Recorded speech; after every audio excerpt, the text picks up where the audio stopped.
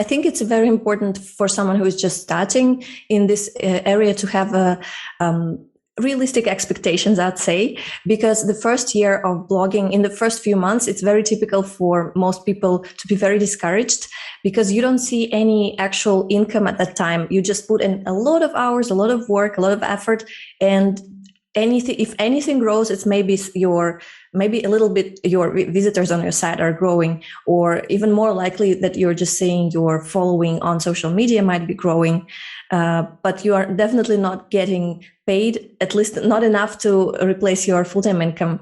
And so in my case, it took me about a year to reach. But again, I have to mention that in different countries, the standards of average income, full-time income are different. So in my case, it was the first time when I received over $1,000. It was actually $1,400, $1,400 basically.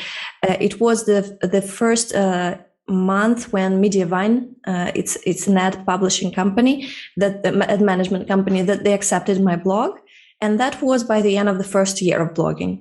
Before that, I already published a few income reports in the first year, but they were always a couple of $100. Maybe the biggest one would be $600. And this was the first time by the end of the first year where I felt that it's heading towards somewhere where I actually dreamed about. And so after this first month, I was very...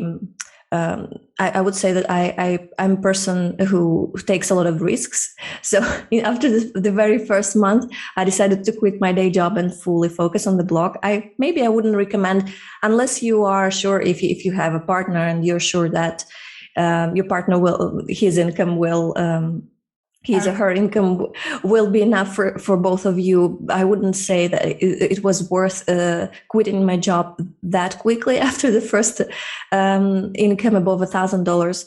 But yeah, in my case, it was just believable. It was possible, so I did it. And at the time, as I said, it was just from Mediavine ads. But if you want to see like the progression, the evolution of all of it, I had to increase this income. I had to add many other traffic sources and many other income sources. In terms of income sources, I added affiliate marketing, and I created my digital products. Initially, it was just ebooks, and then I also created my course, because ebooks are just much faster and easier to create than recording a whole online course. Then I also, when I started YouTube channel, I also started getting more and more sponsorship opportunities. I would say that when you just have a blog, it's harder than if you have also some social media presence, because that's how brands will find you, first through the social media, and then they can also pay for a sponsored post on the blog, but they will first find you on YouTube or maybe on Instagram, something like that.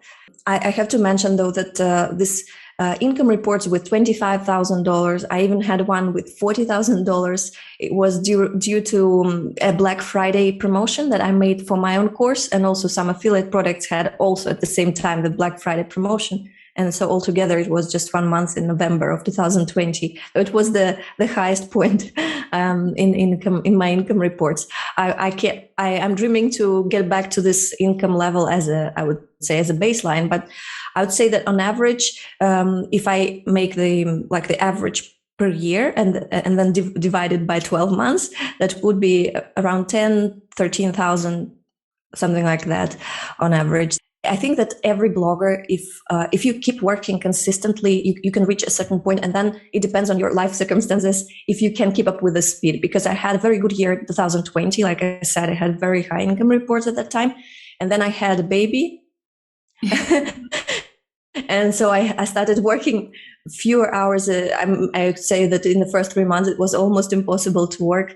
And then I started I'm trying right now, I'm working about 4 hours a day. So it's not full-time working day, but still I'm pretty happy for 4 hour working day. It's a very good salary that I'm getting with my online business, I'd say.